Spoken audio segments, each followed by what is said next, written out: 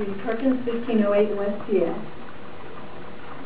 Last month at the City Council meeting, I was greeted by a sea of yellow shirts which read, "It takes firefighters to fight fires."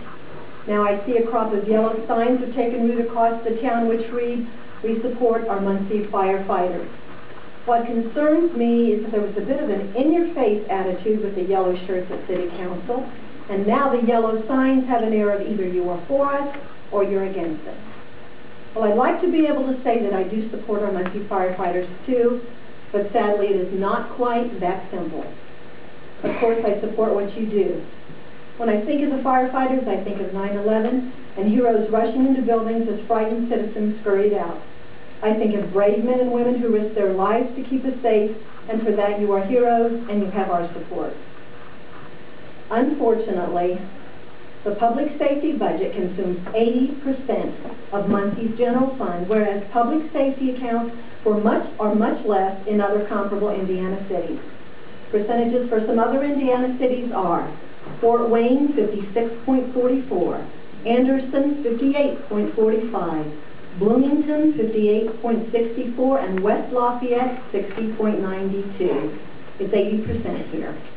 If the police and fire budgets were to remain the same with the anticipated revenue loss that we are expected to endure, then the percentage that Muncie spends on public safety would escalate to a whopping 85%. I support our firefighters, but I just can't support that extra large burden for public safety in Muncie compared to other similar cities. Folks, there just isn't going to be any money available.